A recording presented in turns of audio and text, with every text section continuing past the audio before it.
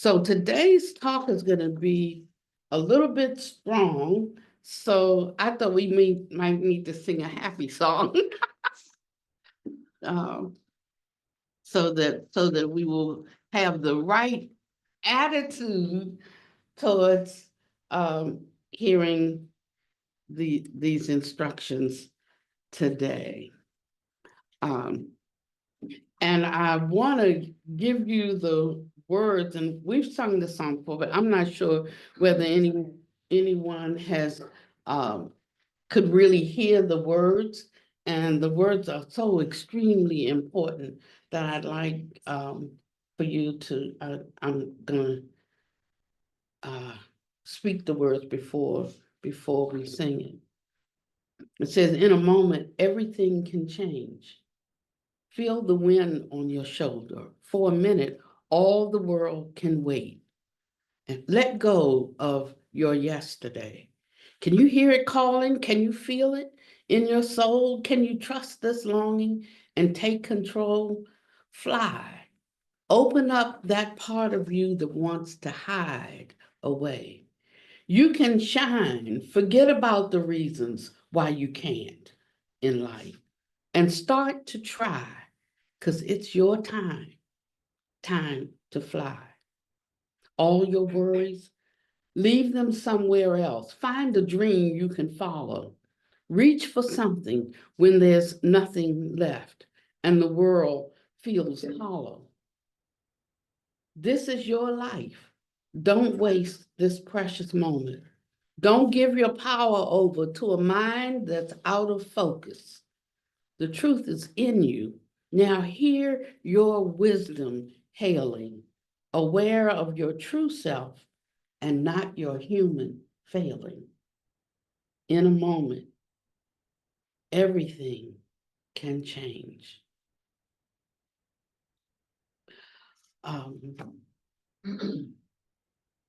Okay, so we're ready.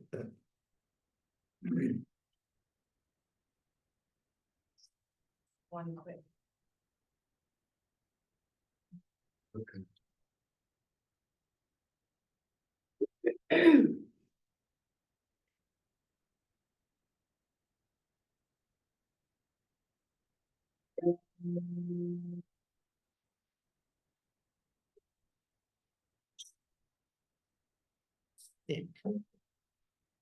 This moment, everything can change.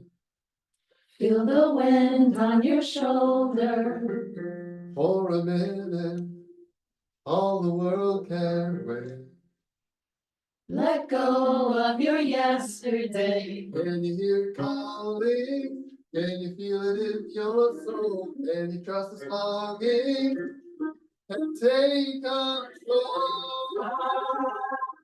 Open up the part of you that wants to hide away. You can shine. That's why you can't deny. Start to try, 'cause it's your time. Time to fly.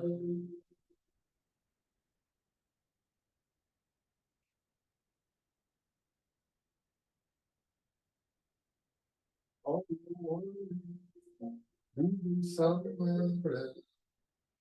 Find a dream you can follow.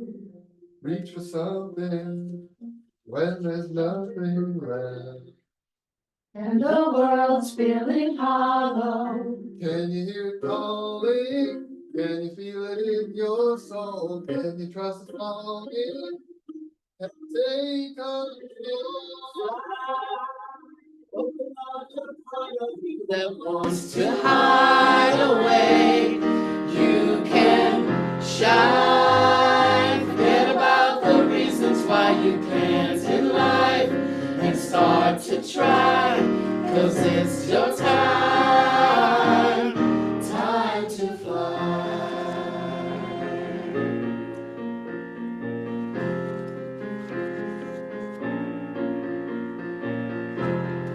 This is your life. Don't waste this precious moment. Don't give your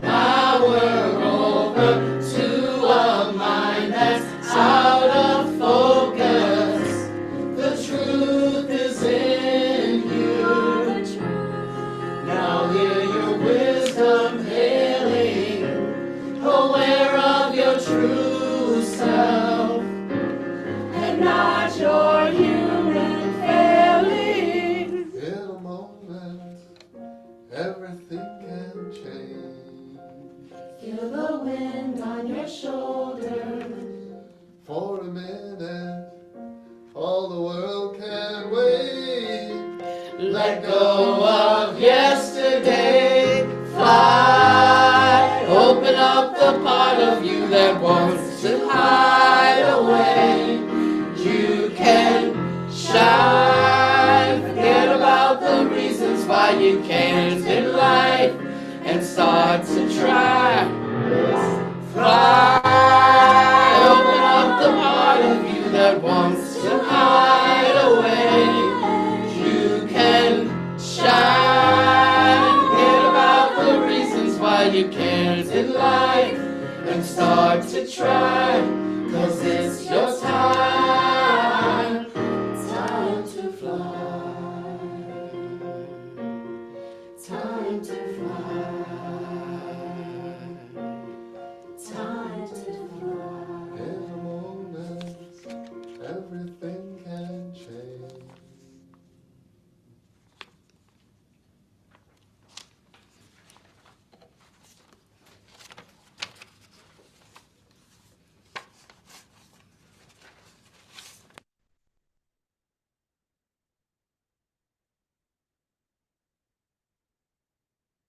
Today I wanted to talk about knowledge versus wisdom and mindfulness versus wisdom and samadhi versus clear seeing. Because I think we get a little bit confused about what is what in our process. You know, we hear about doctrine, but doctrine is not useful in us successfully walking out our everyday life if our inner intelligence, if our great intelligence, if our wisdom has not opened up. And so we end up still being confused about things. We end up being thwarted about things because something's not clear to us. When it comes time to make a decision, we cannot make a right decision. Right meaning what's appropriate and fitting for the moment, you know, because that inner wisdom has not been activated in a certain way. So I want to try to give us a playbook, a step-by-step order of how we should move through the path so that we can make more progress and make it more quick and make it more quickly. So the very first step of the path is what? Right view. So the knowledge gained from right view then teaches the mind, and it raises it to higher levels of dharma practice in line with the Noble Eightfold Path. So if we start with the sixth phase of the path, the third phase of the path, the eighth phase of the path, then we're going to definitely learn something and we can make some progress. But the problem is because we didn't start with step one, there is some foundational basis that's missed.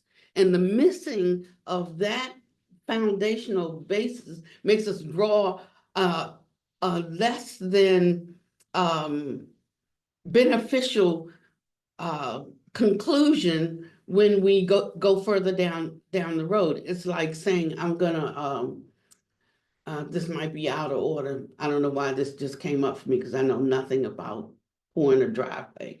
But let's just say that first you have to have a basis of gravel, and then on top of the gravel you have to lay sand, and then on top of the sand you have to lay something else. Well, say the tar. Well, if I lay the tar on the bottom and then try to put the gravel on top of that and the sand on top of that, I'm going to have something, but it's not going to be the most optimal driveway. And so it's like that many times. We're coming in at all different areas, all different times of our life, from all various experiences, some good, some not good, some we figured out and understand what went wrong, some we have no clue, some that we think is good, that actually, if we were a little bit more mindful, we could see that that's not good at all, and some that we think is not good or it's bad, but when we actually look at it, that it's like a blessing in disguise, because it sets our house in order, or and so it's all of these kinds of things. And so he starts with right view, right understanding, because that's the right views teach the mind and raise it to a higher level of Dharma practice in line with the end result, what our goal is at the end. And we can have many goals. We don't have to just have one goal. It's like when the football players are on the field, they're starting as a 50, 80, 50. What's the center? 20-yard line square, but 50 is the middle. 50 is the middle. Okay, where do they start? they kick the ball. They kick the ball, okay, and then wherever it lands, and they run from there. Yeah. Like it's kind of like that's how our life is. Like somebody kicked the ball, and we here now, and somebody's landing on the 20-yard line. Somebody's on the 50. Is it a 50? There's a 50-yard line, and some are on the left side of the field. Some of us on the right side of the field, and then we see the ball, and everybody's running, and we're trying to grab it. And that's where we find ourselves, in the middle of the ocean, in the middle of the stream. So if the ball got kicked sideways and it's over there on the left, and I'm over on the right, I have to run towards the left. It's going to take me longer to get there than it is if you happen to be right over there where the ball was kicked and where everybody is gathering. And so it's amazing, if it wasn't for the magnificence of the Dharma, that we could actually get anything, because we're all over the field, And right now, not thinking about how we got there, it's just, where are we? So here I am in this life, presenting as Pannavati, and there you are in this life, presenting as whoever you are, being a product of where you are appearing on the field due to causes and conditions. And so we should have a lot of patience and respect and regard for this fact alone. It would do a lot if we just made that a daily contemplation about how we all have an appearance here, and that we're all in some different space of knowing, some different space of awareness, combined with different kinds of experiences going on every minute of the day, with different minds and different bodies, different aspirations. It's amazing that anything can be accomplished. And so it's a matter of whether we're going to see a glass half empty or whether we're going to see it as half full. But however we see it, it's going to determine the journey that we ultimately take in this life. So it's something that we have to really, really consider where we're going to put our energies. It's one of the greatest recollections, that we can do. We're so busy trying to still the mind, but that's good in its place, But training the mind how to think is more important. So in the beginning, I don't advocate. I did for a long time because that's what was taught to me. And it helps some to learn how to still and quiet the mind. The problem is that the mind, the human mind, is made for movement, right? And so it's going to constantly be going back and forth, up and down, in and out. That's what it does. That's what its job is. If it doesn't work like that, you take somebody to a doctor to see what's wrong with their mind, And so just trying to still the mind is not a permanent solution.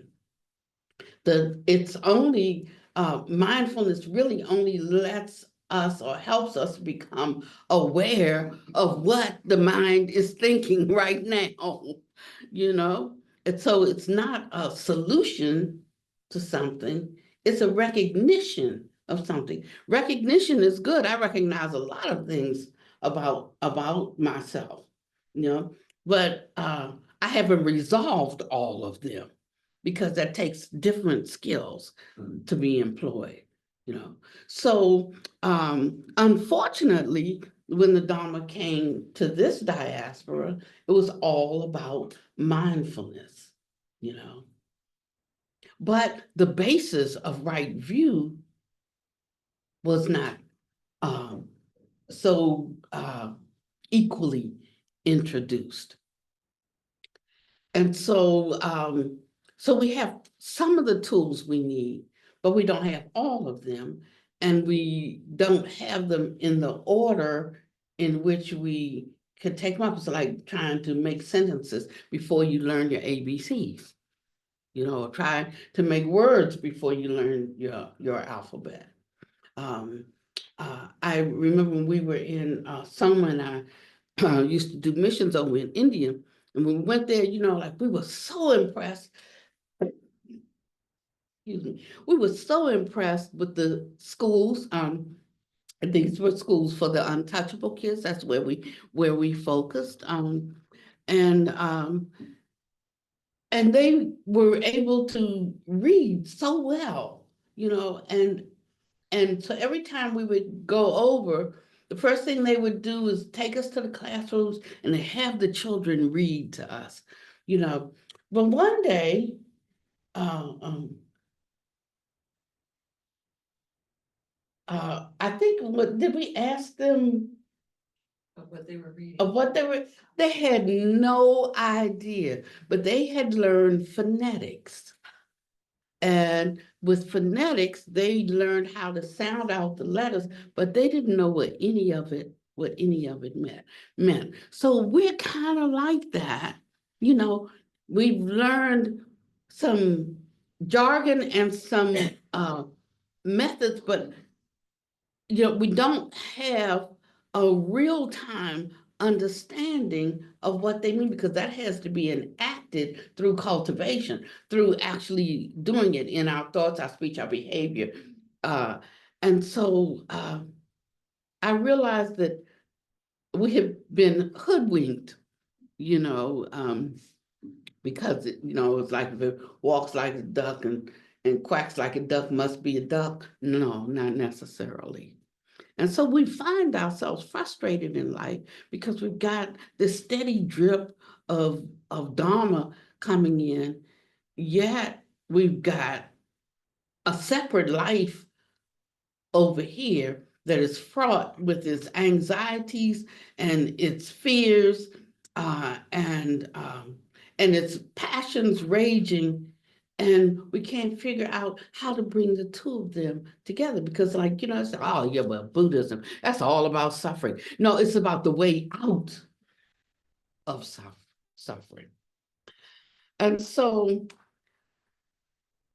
there's a split path at an early stage, and we need to understand it well enough to correct our wrong views early. If we don't, we get so far down the road, you know, like if you're vectoring off, you can be right here, very close, almost right on it, 100%, but just a little bit. But as you continue to go down the road, you know, the vectoring gets wider and wider. You get down here, like you like in a whole completely different territory. So it gets very difficult to correct the further down the road you get.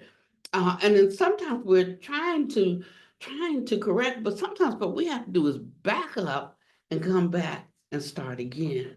This recalibration sometimes is better than trying to hobble over the mountain range over there and fix it. I call myself taking a shortcut from here to the Hermitage one day, because I've seen other people do it, and they cut cross, and instead of going down 25, I think I was going over to be up at the top end of 64. I said, so I know this way. Like this street goes over, it's a 4 lanes, and 2 lanes go, so that's a kind of big one. So it's not a single road, so that's gonna take me someplace big, So I get on the 2 lane, and I turn down. I ended up in the mountains somewhere near Asheville, that way, trying to go that way, because the road started going that way, and it was a double lane, so I thought it was gonna take me over to 64. I never did. It started turning this way, and when it turned like this, I said, I'm not sure I remember this part of it, but I'm going in the right direction. But then it did this, and then it did that, and then it did this, and then it did that. And then I was up there in Asheville. So it'd take me, if I stayed on the main road, I could have gotten there in like 12 minutes.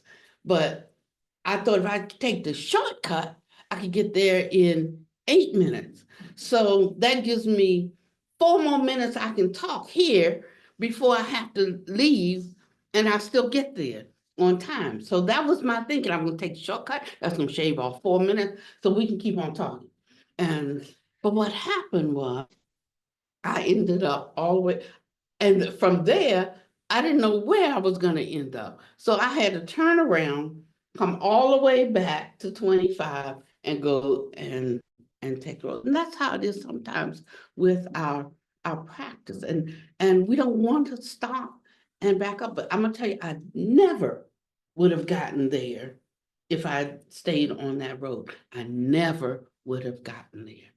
So there's no harm and foul or foul in turning around and coming back and saying, let me start from the beginning, And now that I have more information in my kit, I might evaluate something a little bit differently. And that difference can be the difference between that. That's the thing. And so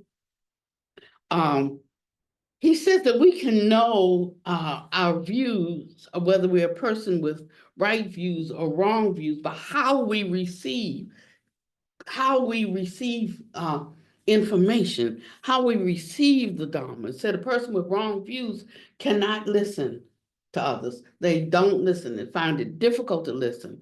They're over self-confident, they're stubborn, and they're arrogant and prideful. So when they hear, they're immediately running to what they know. And in that process, we don't hear the little subtle thing that we want, but we don't know we want it because we don't know it.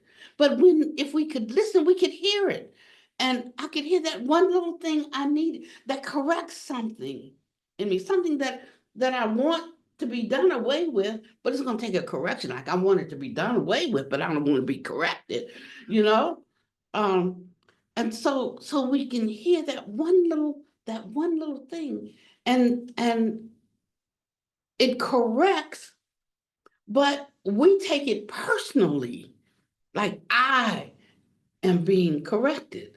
He's just saying, no, like if you want to get there, you get in that lane, because that lane is going to turn and you may not be able to get over in time. No. And so we learn how not to take it personally. It doesn't mean then that we don't ponder it, think about it, until use some of our intellect to examine it, to chew on it. It doesn't mean that at all. It doesn't mean like we're just screwing off the head and pouring in something and screwing it back on, shake it up. Okay, that's you.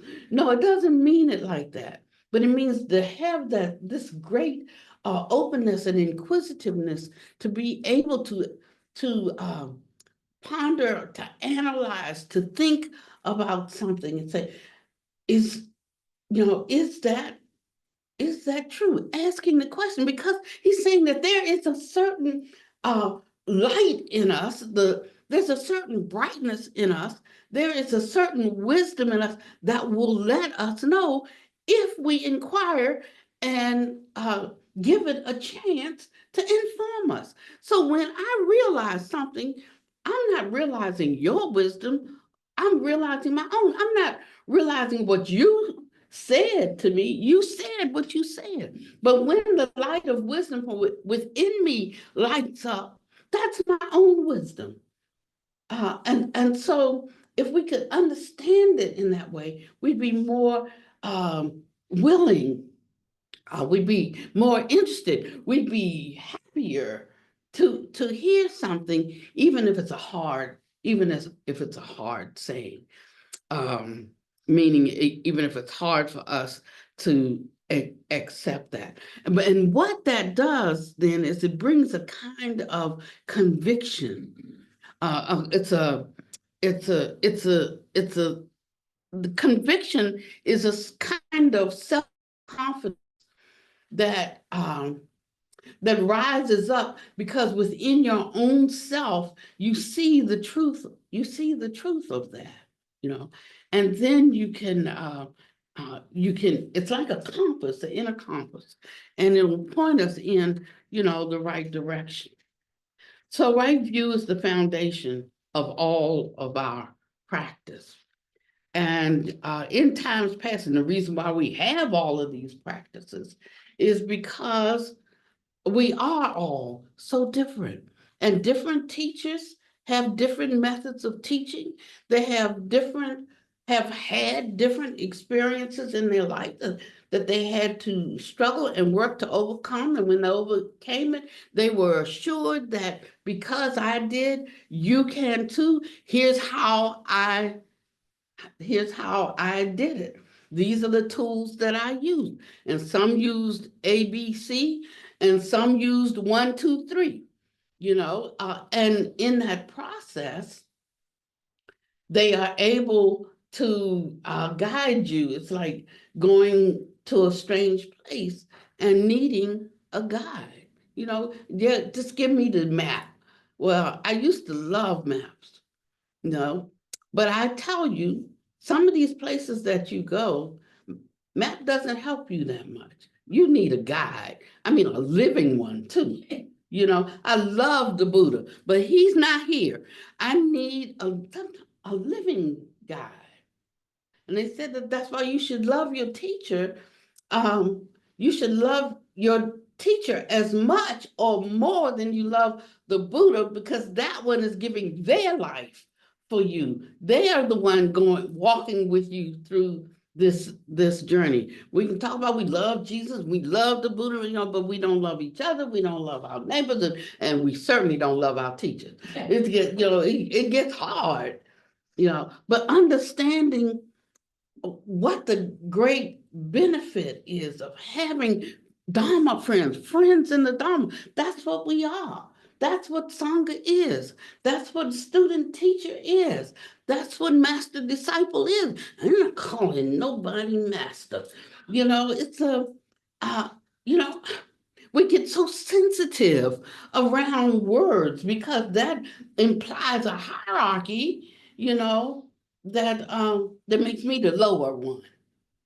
And I don't want to be the lower one. I put my pants on the same way he puts his on, and so we have all of these kinds of worldly notions about things, that don't have anything to do with the price of tea in China. And so we have to learn how to quiet down or tone down or tamp down our knowing facade to be able to delightfully and gratefully and gracefully receive instruction. It's the highest thing. He said, but of course,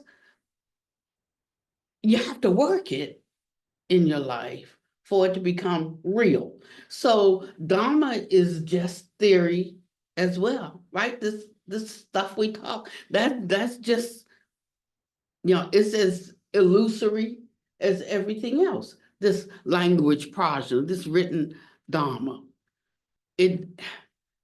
words in a book or words coming out of my mouth, but that's not the living thing. It's only when we enact it, we act upon it, we give life to it by carrying it out, then it becomes real. So sometimes we're thinking about our compassion and how compassionate we are, but that's just thinking about how compassionate we are. The compassion that's in action doesn't have time to think, you know. I don't mean it just jumps off and does things. When I say doesn't have time to think, I mean that the whole energy is in the act, not the thought of it. And we might have to reflect to see what that means, the act, and not the thought of it. So he says one who is truly skilled in, and who has cultivated bodhicitta, like they don't think. The action is spontaneous. You know, it naturally arises. But does it happen in the beginning? No. We have to have a view towards that. That means that if I give you something you don't appreciate it, no harm, no foul on me. Now, if I get upset because I gave it to you and I didn't appreciate it, I still have work to do. See? But if I can give it and freely offer it, whether you appreciate it or not, whether you take advantage of it or not, whether you use it or not, whether you take it and give it to somebody else, you know, once it has left my hand, no longer mine, I have no attachment to it. Can you do that? For most of us, it gets a little bit difficult if you don't appreciate the gift I gave you. It gets a little bit difficult. It gets a little bit difficult if I don't say thank you. I was talking the other day and I never finished that story. So I was talking, so this is a good place I can cap that up from about 2 weeks ago. And I was talking about thank you, saying thank you, that one of our practices is like we say thank you if we have visitors coming, because visitors don't undertake this training or don't know this training. But if you hang around long enough, then you'll see in the beginning, in teaching gratitude, you give thanks to people. But the higher, remember what he said, there's different tracks of practice according to your wisdom. So the higher up, there's the practice of not needing to be thanked. Okay. So that means then, in order to practice not needing to be thanked, you've got to have people who don't thank you, right? I mean, you can't say I mastered not needing to be thanked unless there's people who don't thank you. But we like to be thanked or acknowledged, or, that's just the human way. So we practice that, saying thank you,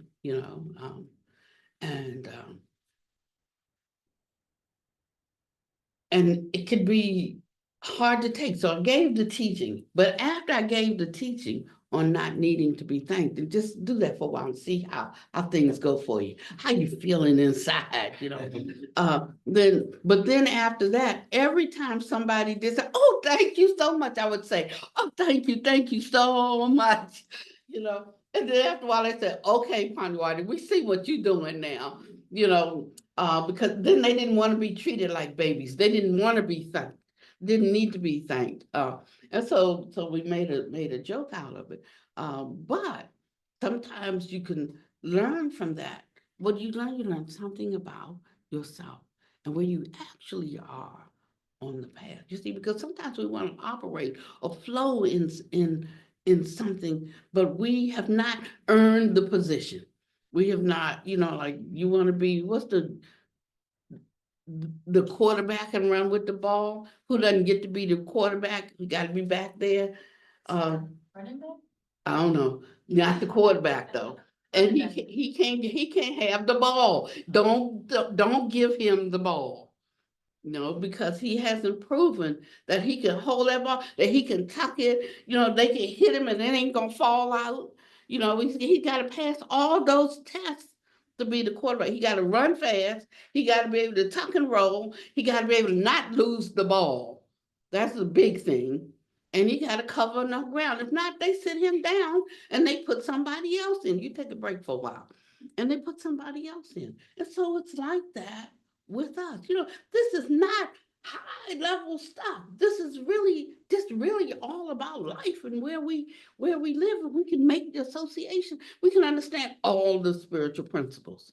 They're not like that stuff that's too high for me. No, all of it is right down here where we live. That's why we have it right here where we live, because this is where we can utilize it. And this is where we can find our strength and know and have the confidence and make a difference, because the difference needs to be made down here. So he says that when we do the Dhammapada, tells us, happy indeed we will live then, friendly amidst the hostile. Amidst hostile people, we will dwell free from hatred. You see, but that sounds like that's a great little saying, a pithy saying, but like how do you really get there? How do you really walk in that line? That's a great little line, but developing the muscles to be able to walk that out. We can't like just read it, agree with it, and think we got it. No, we have to walk it out. So that lets you know something about this path, and our view of what suffering is. So maybe we have it turned all around. Maybe we've got it all inside out and juxtaposed. Maybe what we call happiness and pleasure is what he called suffering. And maybe what we call suffering is actually happiness and pleasure, except we didn't have the right view in the beginning. And so we've got it all turned around. So maybe you're not appreciating me, or you're not thanking me, or me having like to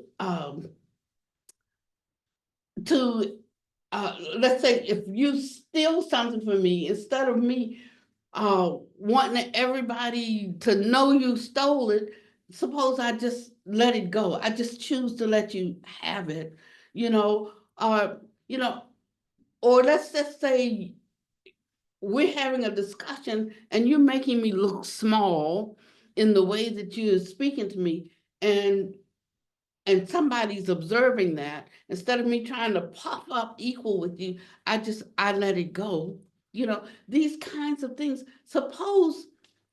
Just suppose those are the things that actually will bring me happiness, where I have thought in the past that those things bring me suffering. Because somebody told me, don't let him say that to you. Somebody told me that would cause me suffering. And so I puff up against it. But suppose if I don't have to sweat the small stuff, suppose I considered it that small instead of that big, and I didn't suffer as a result, then there's my happiness right there. Oh, so now this is starting to sound like a difficult path. But if we look at the suffering that we encounter by the ways that we habitually think, and he says all you got to do is change how you think about that, then, I was just reading about a Dharma teacher, and I'm not going to tell a long story, but it was a bad story, what I call a bad story. A great spiritual teacher, a Tibetan monk, and that got, um, arrested and locked away in jail during in the beginning of the Chinese occupation of Tibet. And, and how he got beaten and dragged and, all of that. But in none of that experience did he have hostility towards his captor, And when I compared his real life story, with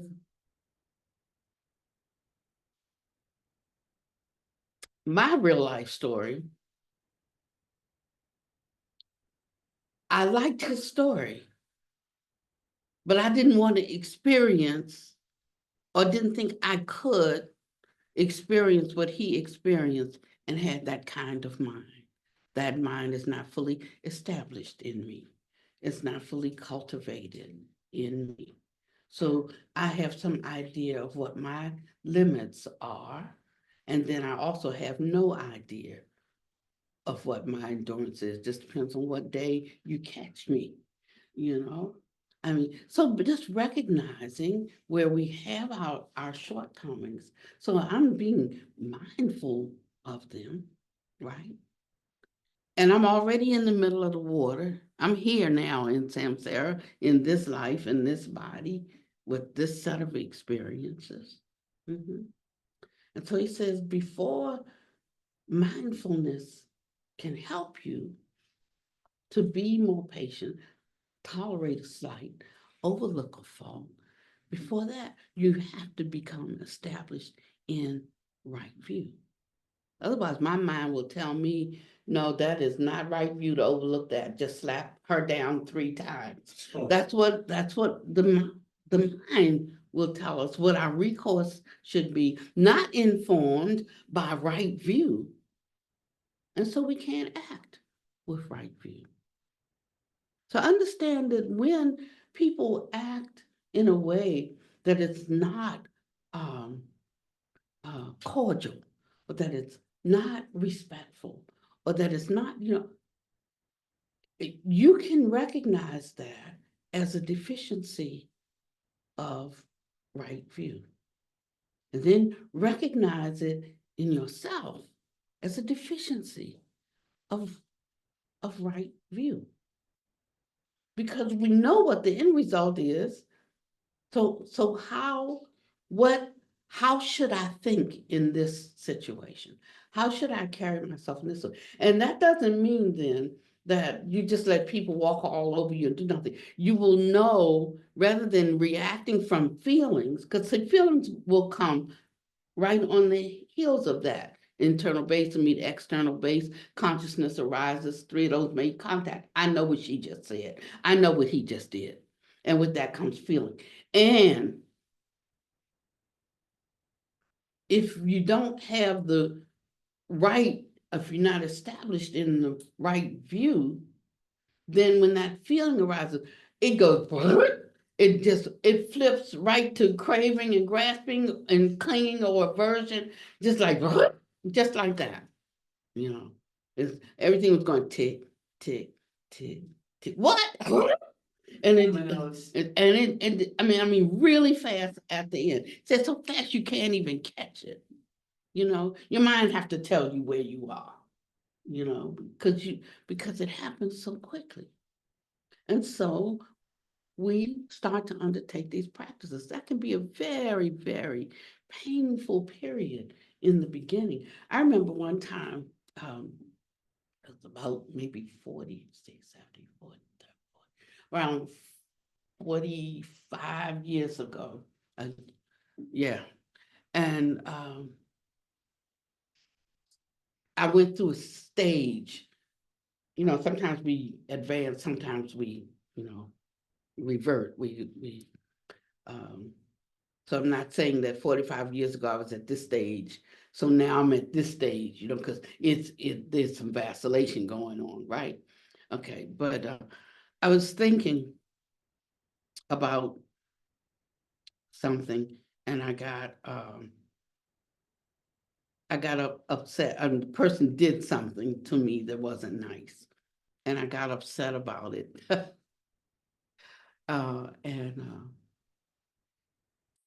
So I did what I thought I needed to do in the situation. I handled my business.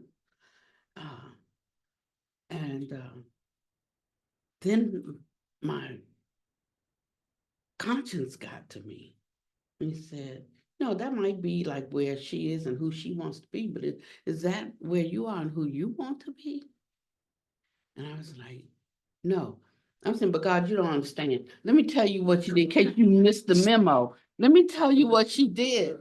He said, and so this, I say he said, or this voice said to me, it's like this knowing inside.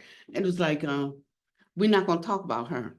That's what it said to me. That's what this wisdom speaking inside said. We're gonna, if you and I gonna dialogue, it ain't gonna be about her. She's not here. You want to talk about you? Me and you can talk about you.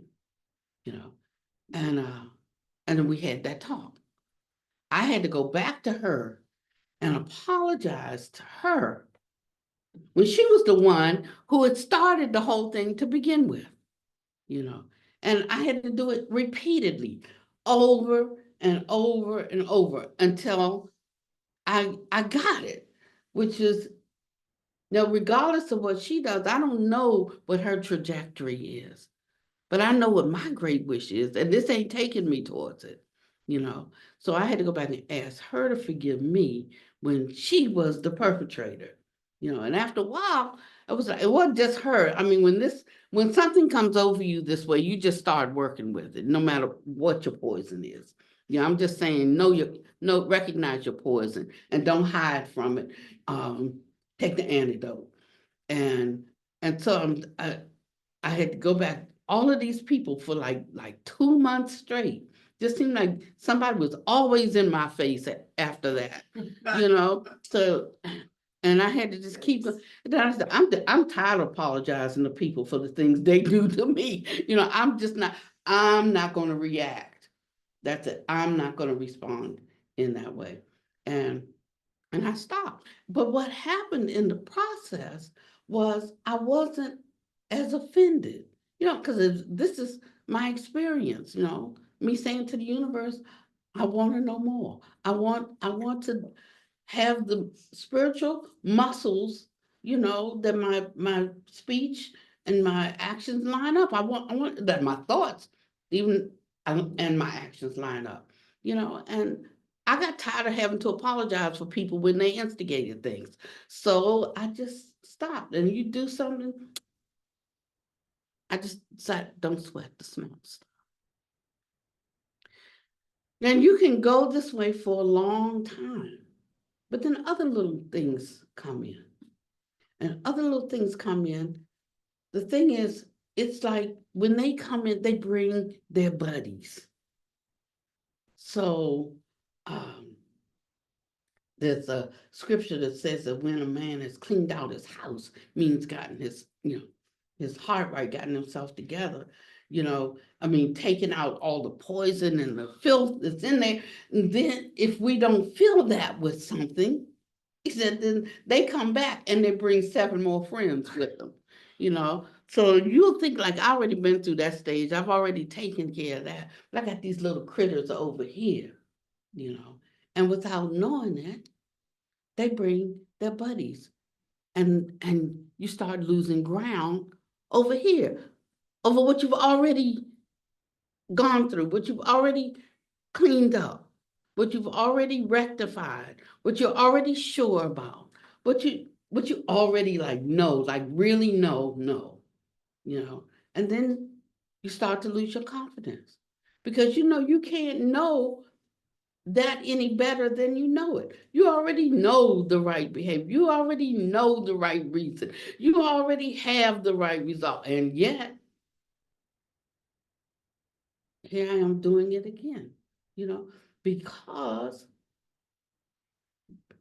we don't keep and look for the right view in all the other situations. Things like that ain't so bad. You can do that with punishment. Right? That's not a hellable offense. That's what I always tell myself when it's something that I really want to do. Like, how heavy is this? You know, well, this ain't a hellable offense.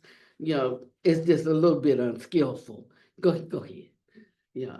But it's in those little sneaky ways, you know. And so he says it's like the guy who like has the plate and he got the plate going, then he throws another, and then he got 2 plates going, then he adds a third, and he's got 3 plates spinning, you know, and that's how we are. But look at what happens at the end when he's got all the plates spinning, then on top, and 2 plates will line up, and then 3 plates, and then all of them spinning on one little stick. And that's how this path is. And so we should study the path thoroughly. The thing is that when we study the path thoroughly, there ends up being no path. That's the wonder of this.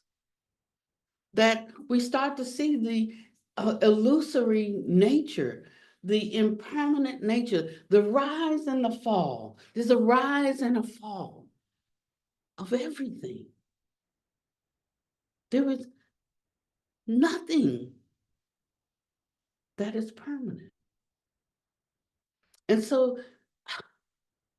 there's some ease that starts to come with that. That's more than that ease is a type of the wisdom when the mind questions the dharma. You know, it questions the stages. It asks, what stage am I? And one comes to know oneself through its instruction, through its encouragement, through its exhortation, through its correction, you know, and not taking it personally at all. If that's too much for me right now, you know, good information to know. You know, I'll revisit this, you know, at another time. Or we could look and say, good information to know, and I already know it, so now I have to implement it. Sometimes it's like, you know, I don't want to see it because I don't want to have to do it right now, you know. And this is how we spend our day constantly growing in refinement or going retro all day, all day, all day. And so he tells us that if we start with right view, and to have all these other rights, you know, right meaning correct, appropriate, useful, beneficial, you know, of the other 7 aspects of the path, you know, all depend on the first one. And making a commitment to respect and establish right view. There's a chant that we do, and it starts with that line. I can't remember with,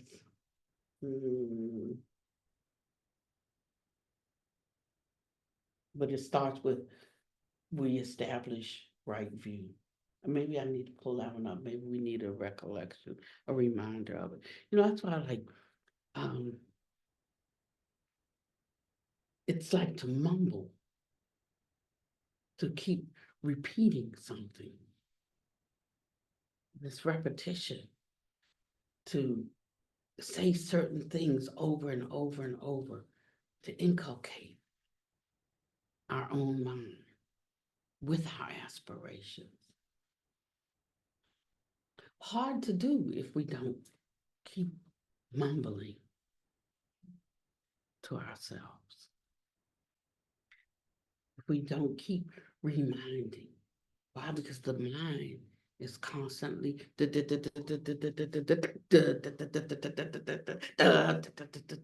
mind is constantly moving.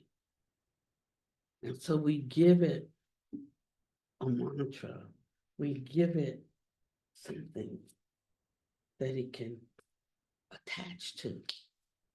It constantly brings us back to our place of aspiration and inspiration. That means sometimes what's arising to reinforce it. It means sometimes what's arising to, repel against it. It talks about the 4 kinds of effort to keep unwholesome, unarisen states from arising is one.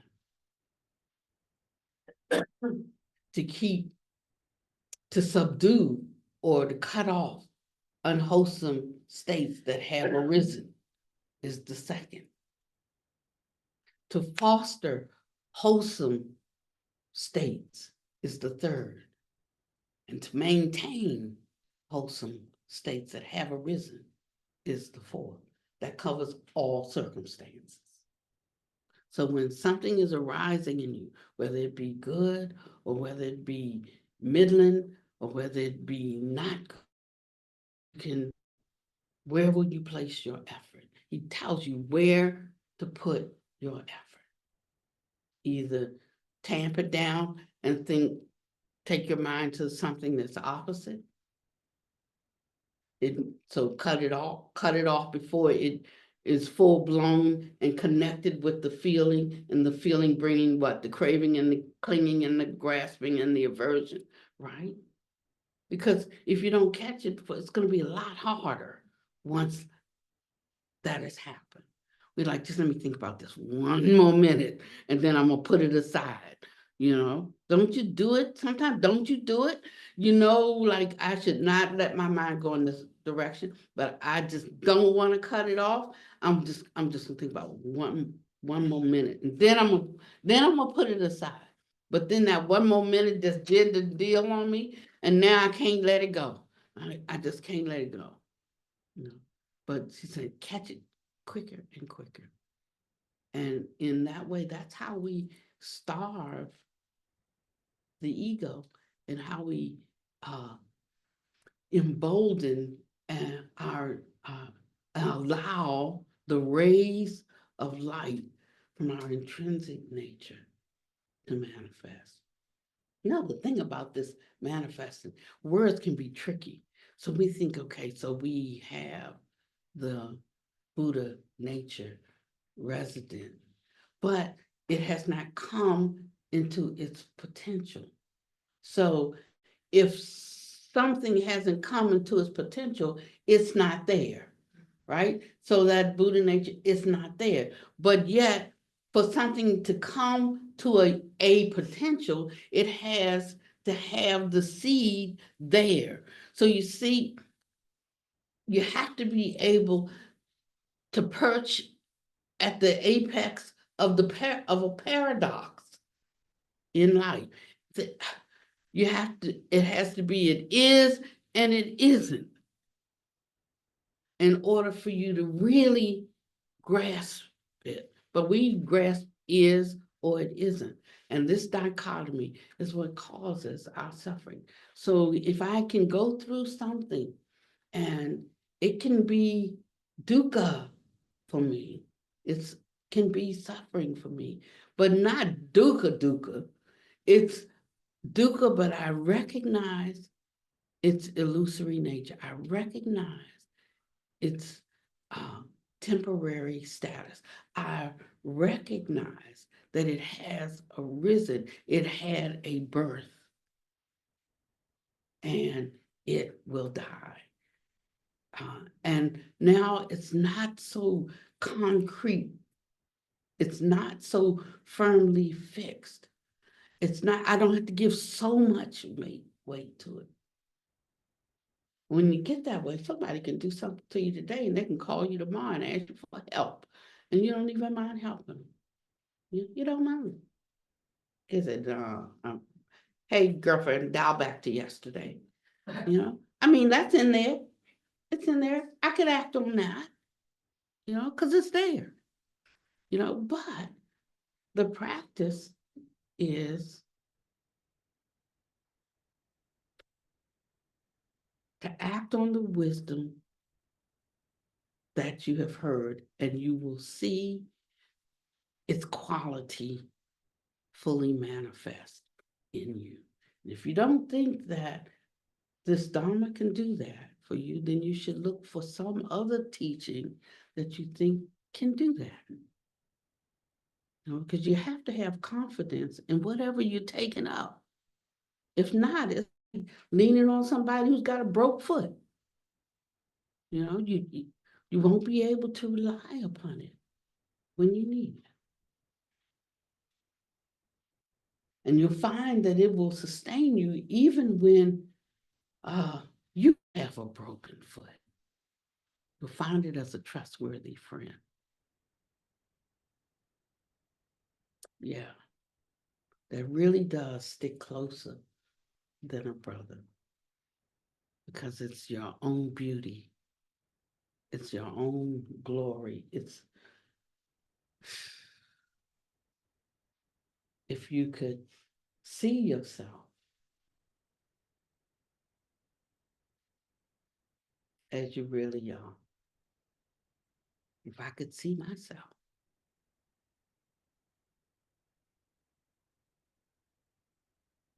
So in times like this,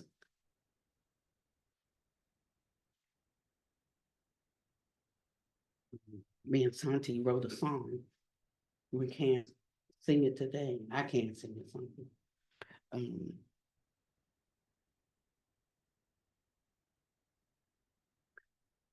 we took it from old Jerry Butler song.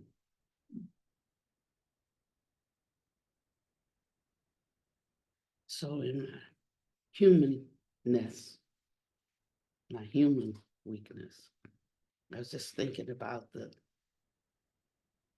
first line that said, I stand accused of loving you too much. And if that's a crime, then I'm guilty.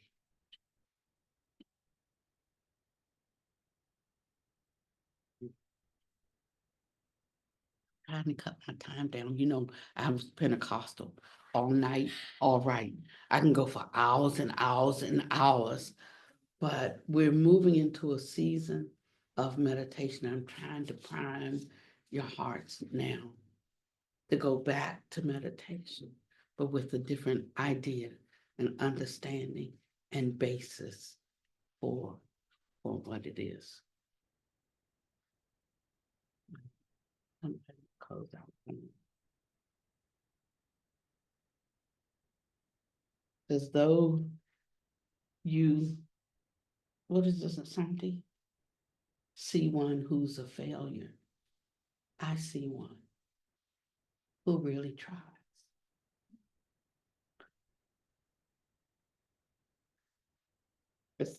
They're beautiful words, you know.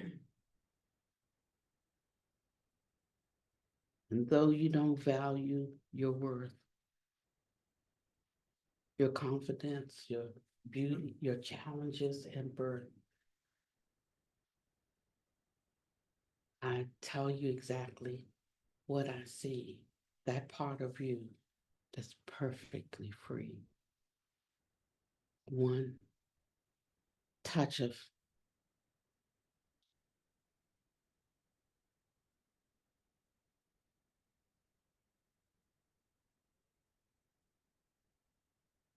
can't remember the rest of it. And your loving care and all that commands, shouting throughout the land something, you're worthy. I'm grateful, grateful for you, for sharing my life. Grateful.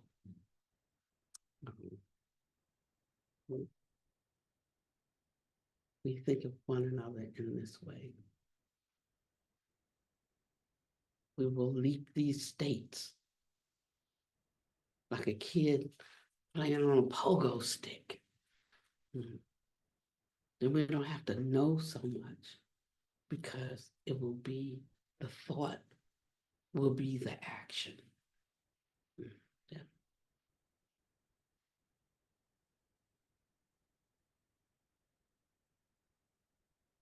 Somebody close.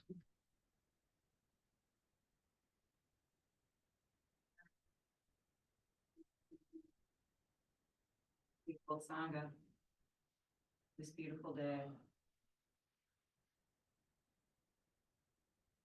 Reach deep within us so that we may reach far out beyond our own physical bodies and share the beauty and depth of ourselves, our love, find and share our true inner wisdom, and be of the greatest benefit to all beings throughout all the realms with joy, with a true heart, giving all that we can in each one.